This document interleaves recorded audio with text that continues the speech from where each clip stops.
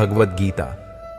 यह पवित्र ग्रंथ सदियों से लोगों को जीवन का सही मतलब, उद्देश्य और कर्म का ज्ञान देकर अपने जीवन में उन्हें सही राह दिखाने में सफल रहा है। आपको जिंदगी में जो कुछ भी चाहिए या आपकी जो भी समस्या है, आप श्रीमद् भगवत गीता की यह बातें ठीक से सुन समझ लीजिए। आपकी हर इच्छा पूरी होगी, हर मुश्किल आसान होगी और आपका हर दुख दूर होगा। भागवत गीता में श्री कृष्ण बताते हैं कि पृथ्वी पर जिस प्रकार मौसम का बदलाव होता रहता है, उसी प्रकार हमारे जीवन में भी सुख दुख आते रहते हैं, से हमें विचलित नहीं होना चाहिए। हे अर्जुन, समय से पहले और भाग्य से अधिक किसी को कुछ नहीं मिलता। जैसे दीपक की बाती को दीपक तले छुपा अंधेरा दिखाई नहीं देता, वैसे ही मनुष्य को जवानी के पीछे छुपा बुढ़ापा और कमजोरी दिखाई नहीं देती। किसी भी प्राणी को उसका मन जीवन के अंत तक अपने जाल से निकलने नहीं देता। रस्सी में बांधकर उसे तरह तरह के नाच नचाता रहता है।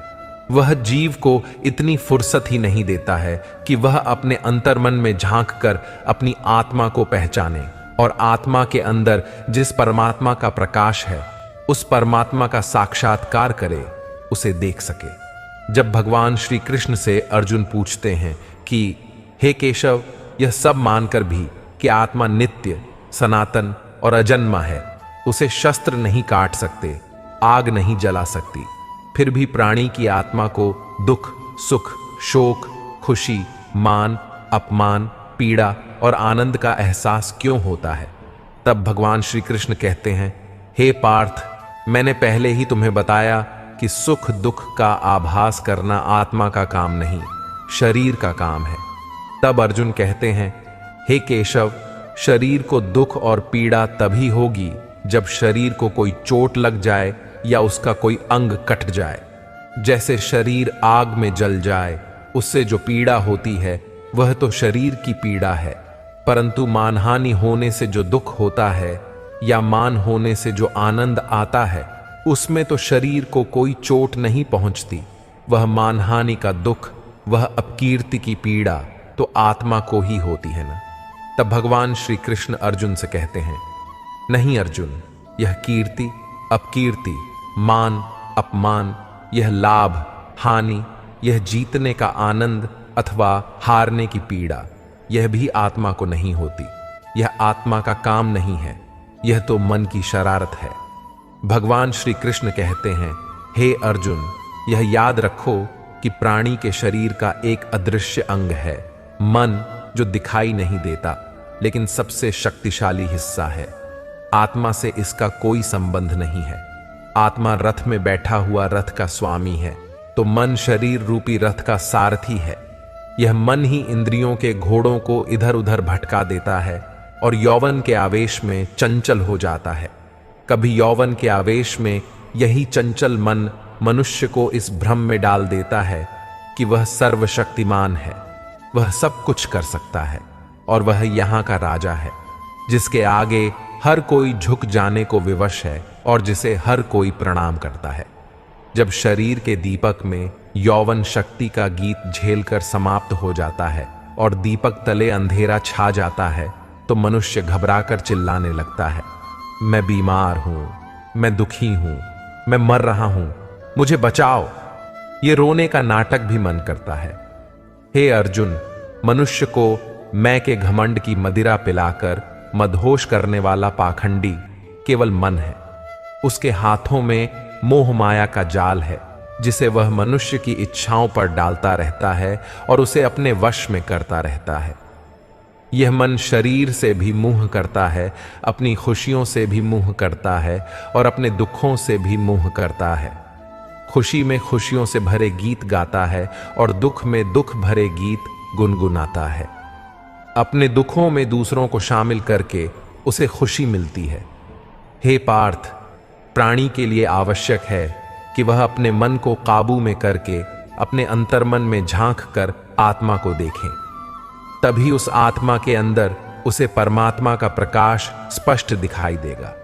समय मनुष्य के बनाए मार्ग पर नहीं चलता, मनुष्य को ही समय के दिखाए मार्ग पर चलना होता है। इसी को नियति कहते हैं। जीवन कठिन तब लगता है जब हम स्वयं में बदलाव करने की बजाय परिस्थितियों को बदलने का प्रयास करते हैं। जब समय आपके विपरीत चल रहा हो तो शांत रहना ही सबसे बेहतर होता है। एक रास्ता बंद करने से पहले भगवान 10 रास्ते खोल देते हैं। और याद रखो, जिसका कोई नहीं होता उसका भगवान होता है। भगवान श्री कृष्ण कहते हैं, हमारे दुखों के 5 कारण हैं। जो व्यक्ति अपना मनचाहा प्राप्त होने पर कहते हैं प्रभु की कृपा है, पर मन के विरुद्ध होने पर उदास हो जाते हैं, यही प्रभु की कृपा का अधूरा दर्शन दुख का पहला कारण है। दूसरा कारण है, तू दूसरे व्यक्ति का कुछ भी हो, उसका चाहे अहित हो, वह चाहे दुखी हो, पर हमारा भला होना चाहिए। हमारा यह मलिन स्वार्थ हमारे दुख का दूसरा कारण है।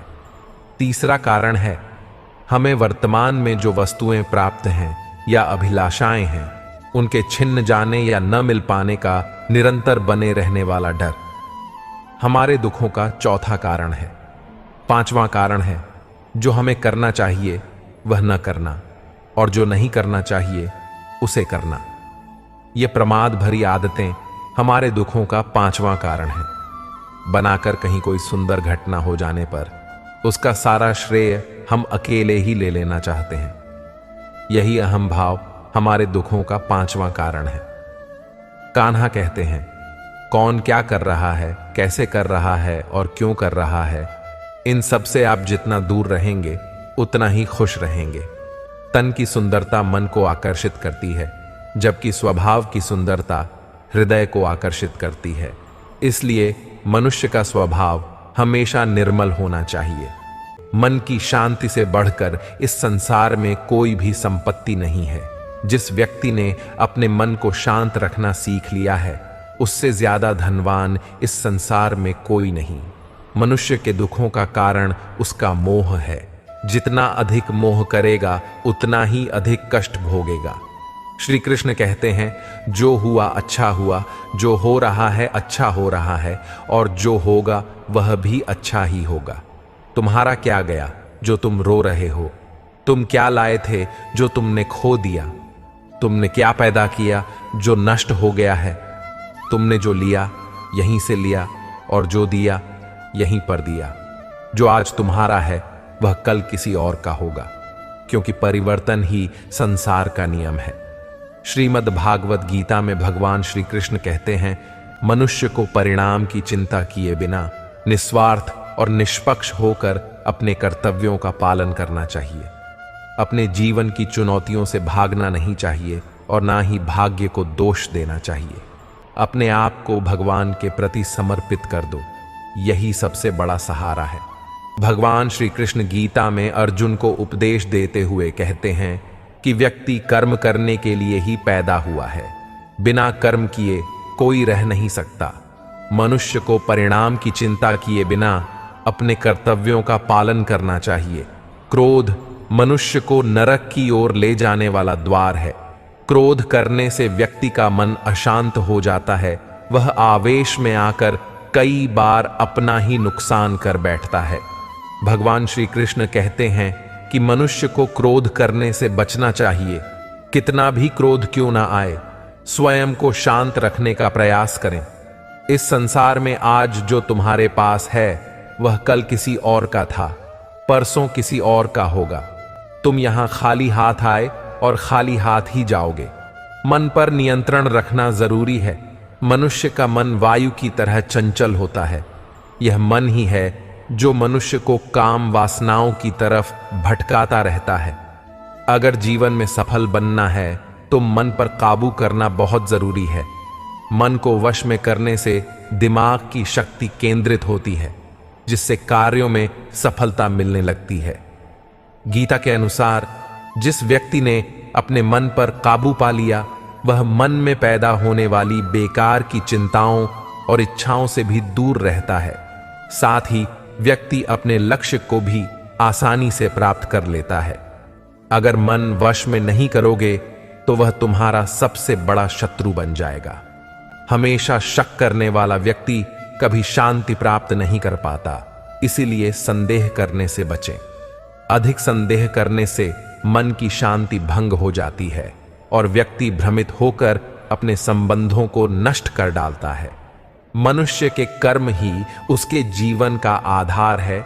वह जैसा कर्म करता है वैसा ही फल उसे मिलता है। अगर वह अच्छे कर्म करेगा तो उसे अच्छा परिणाम प्राप्त होगा, और अगर वह बुरा कर्म करेगा तो उसे बुरा परिणाम ही भोगना होगा। इसलिए व्यक्ति को हमेशा अच्छे कर्म करने चाहिए।